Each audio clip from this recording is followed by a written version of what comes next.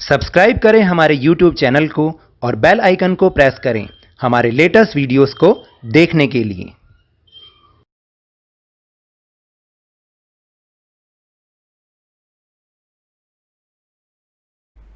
Hello and welcome to Lavneesh sir की class. आज की ये शिक्षा निदेशालय राष्ट्रीय राजधानी क्षेत्र दिल्ली की वर्कशीट नंबर 17 जो कि कक्षा 8वीं के विद्यार्थियों के लिए है। यह ली गई है गणित विषय से और इसमें आज हम जानेंगे खेल ही खेल में वर्गमूल ज्ञात करना, यानी खेल बन गया गणितीय खेल। एक ऐसा खेल खेलेंगे जिसमें खेलते हुए हम एक अन्य तरीके से वर्गमूल ज्ञात करना सीखेंगे, जो कि बहुत आसान है। थोड़ा सा लंबा जरूर है लेकिन आसान है। तो चलिए शुरुआत करते हैं मेरे साथ और समझने की कोशिश करते हैं। प्रिया और रिया अपनी छत पर रस्सी कूद रही थी। रिया ने कहा, दीदी आज हम एक नए तरीके से खेलेंगे। वो तरीका क्या है, चलिए एक बार देखें। आप एक बार रस्सी कूदना, उसके बाद मैं आपसे 2 ज़्यादा यानी 1 + 2 3 बार रस्सी कूदूंगी। फिर आप मुझसे 2 ज़्यादा यानी कि 3 + 2 5 बार रस्सी कूदेंगी। फिर मैं आपसे 2 ज़्यादा यानी कि 5 + 2 7 बार कूदूंगी। यानी हर बार उसमें 2-2 ऐड करते जाएंगे और उतने कूदने हैं। जो भी थक कर रस्सी नहीं कूद पाएगा वह हार जाएगा। प्रिया मान गई और आखिर में प्रिया के 21 बार कूदने के बाद जब रिया को 23 बार कूदना था तो वह सिर्फ 11 बार कूदकर ही थक कर बैठ गई और कहने लगी, दीदी आप जीत गए। क्यों ना हम ये जोड़ें कि हम दोनों ने कुल कितनी बार कूदा। तो प्रिया ने कहा, हाँ हाँ जोड़ लो। तो रिया ने कहा, दीदी जादू है, जरा ध्यान से देखो। तो देखिए उन्होंने किस तरीके से इसकी गणना की। जैसे सबसे पहले प्रिया ने 1 बार कूदा, तो इसका हम योग, गणितीय रूप और निष्कर्ष भी देख सकते हैं। यानी प्रथम एक विषम संख्या का योग 1 ही आया और अगर हम उसका स्क्वायर करेंगे तो भी 1 ही आएगा, तो यानी ये इसका वर्ग है। फिर रिया ने उससे और ज़्यादा कूदा, यानी रिया ने 1 + 3 इस तरीके से कूदा, तो इसका उत्तर आया क्योंकि रिया ने कितनी बार कूदा था, 3 बार कूदा था। अगर आप ध्यान से ऊपर देखेंगे तो आपको पता चलेगा कि किस तरह से उसने जो है 3 बार कूदा। फिर इस दोनों का योग हो गया 4 और 4 को हम जब इसका वर्ग निकालेंगे, 4 का वर्गमूल निकालेंगे, तो वो 2 को 2 बार गुना करने पर, यानी प्रथम 2 विषम संख्याओं का योग भी 4 होता है। 1 + 3 4, ठीक है। और इसको अगर हम 2 की पावर 2 कर दें, 2 की घात 2 कर दें, तो हम इसको 4 लिखेंगे, या 4 लिखें या 2 की पावर 2 लिखें, बात एक ही है। फिर प्रिया ने उससे फिर 2 ज़्यादा कूदे, यानी 1 + 3 + 5, तो उत्तर आया 9। फिर इसका मतलब ये हुआ कि प्रथम 3 विषम संख्याओं का योग 9 ही होता है और 9 को हम 3 × 3 या 3 की घात 2 भी लिख सकते हैं। फिर रिया ने फिर 1 ज़्यादा कूदा और इस तरीके से उन्होंने अपना हिसाब लगाना शुरू किया। एक बार रिया ने ज़्यादा कूदा, फिर अगली बार प्रिया ने उससे 2 ज़्यादा कूदे, फिर अगली बार रिया ने उससे 2 ज़्यादा कूदे। इस तरीके से उन्होंने अपना जितनी भी बार वो कूदे उसका निष्कर्ष निकालना शुरू किया।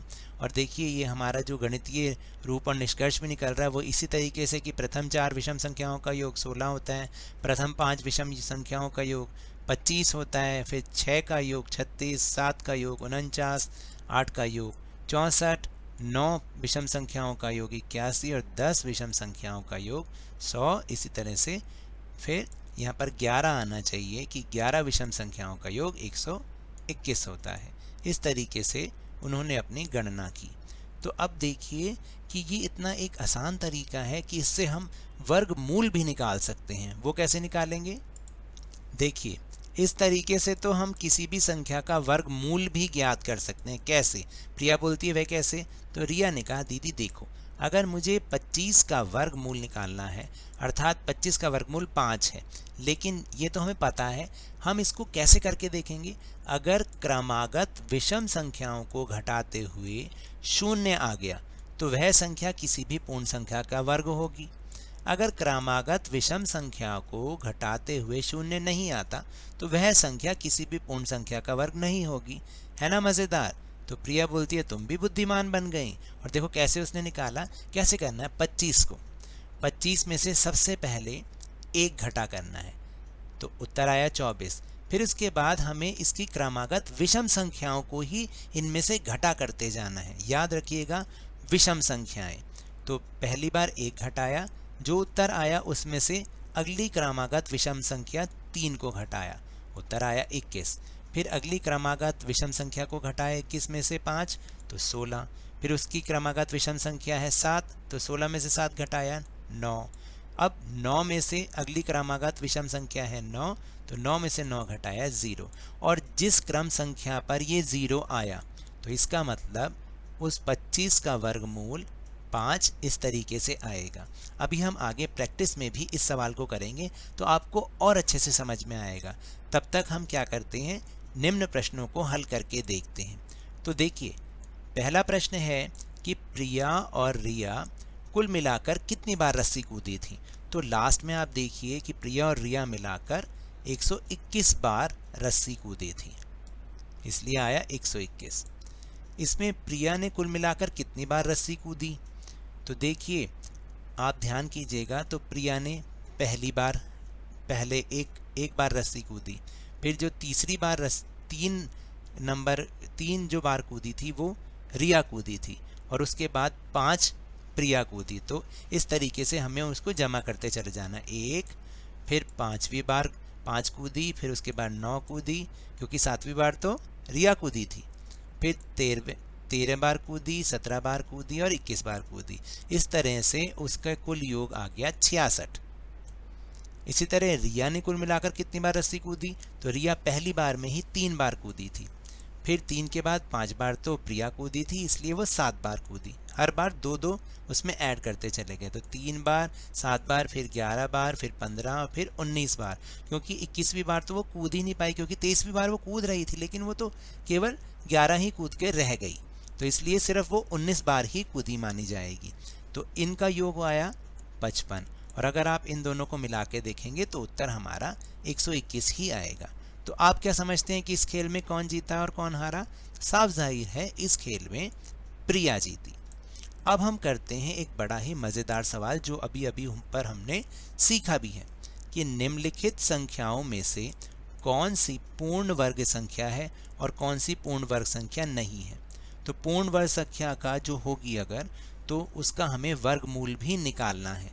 तो देखिए, पूर्ण वर्ग संख्या हम ज़्यादातर एक ट्रिक ये भी अपनाते हैं कि जिसके इकाई के अंक में 1, 4 या फिर 9 हो, तो हम उसको मानते हैं कि ये पूर्ण वर्ग संख्या है। तो इस हिसाब से 289 और 144, और इसको अब हम जो क्रियाविधि ऊपर हमने सीखी है उससे निकालेंगे भी। तो चलिए एक बार हम उसको करके देखते हैं कि क्या इनको क्रमागत विषम संख्याओं में से घटाने पर 0 आता है या नहीं आता है। तो देखिए 289 को हम करके देखते हैं। जैसे मैंने समझाया था कि पहली बार इसमें 1 घटाना है, तो जब 289 में से 1 घटाया 288। फिर उसके बाद इसकी क्रमागत विषम संख्या 3 आती है, 288 में से 3 को घटाएंगे, उत्तर आएगा 285। फिर 285 में से 5 को घटाएंगे, क्योंकि यही इसकी अगली क्रमागत विषम संख्या है, उत्तर आया 280। 280 में से 7 घटाया 273, 273 में से 9 घटाया 264, 264 में से फिर 11 घटाएंगे। याद रखिएगा विषम संख्याएं घटानी है। 253, 253 में से 13 घटाया 240, 240 में से फिर 15 घटाएंगे, क्योंकि 13 के बाद अगली क्रमागत विषम संख्या है 15, तो 225 आया। 225 में से 17 को घटाया 208 आया। 208 में से 19 को घटाया 189 आया। 189 में से 21 को घटाया 168, 168 में से 23 को घटाया 145, 145 में से 25 को घटाया 120, फिर 120 में से 27 को घटाया 93 और 93 में से 29 को घटाया, क्योंकि 27 के बाद 29 को घटाया, उत्तर आया 64। फिर इसके बाद 64 में से अगली क्रमागत विषम संख्या को घटाया 31 को, तो उत्तर आया 33। और फिर 33 में से अगली क्रमागत संख्या कौन सी हुई, इसके बाद 33 ही हुई।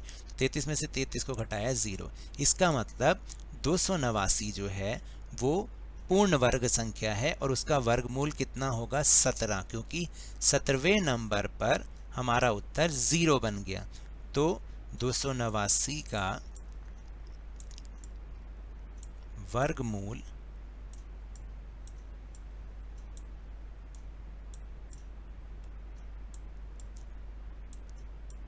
कितना आया, 17। चलिए अब दूसरे नंबर को करके देखते हैं।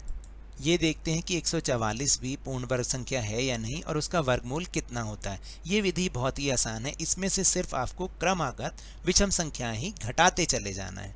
तो संख्या है हमारी 144, पहली क्रमागत विषम संख्या है 1 घटाया 143।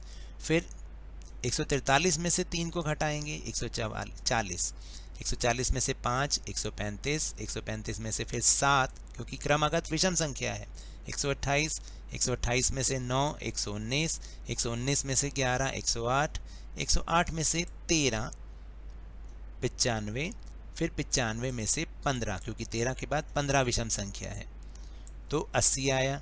फिर 80 में से 17 को घटाएंगे तो उत्तर आया 63, 63 में से 19 को घटाया उत्तर आया 44 और 44 में से 21 क्योंकि 19 के बाद 21 विषम संख्या है तो उसमें घटाया उत्तर आया 23 और 23 में से फिर अगली क्रमागत विषम संख्या भी 23 बनती है तो 23 में से 23 को घटाया उत्तर आया 0। इसका मतलब 144 जो है वो क्या है, पूर्ण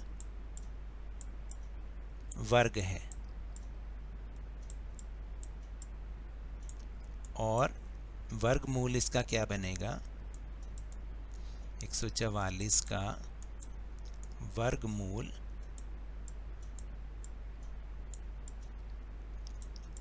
जहां पर 0 आया है ना, कौन से नंबर पर 0 आया है, 12 नंबर पर, तो 144 का वर्गमूल कितना आया, 12।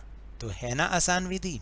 अगर मेरे इस तरह समझाने से आपको थोड़ा सा भी समझ में आया हो तो इस चैनल को ज़्यादा से ज़्यादा सब्सक्राइब कीजिए, लाइक कीजिए और बहुत ज़्यादा शेयर भी कीजिए। और हाँ, मेरे साथ इसी तरह वर्कशीट को समझते रहिए, लेकिन ध्यान और मन लगाकर पूरी मेहनत के साथ पढ़ते रहिए। और अगर आपको कोरोना वायरस से बचना है तो मास्क जरूर लगा के रखिए, क्योंकि जब तक दवाई नहीं तब तक कोई ढिलाई नहीं। धन्यवाद।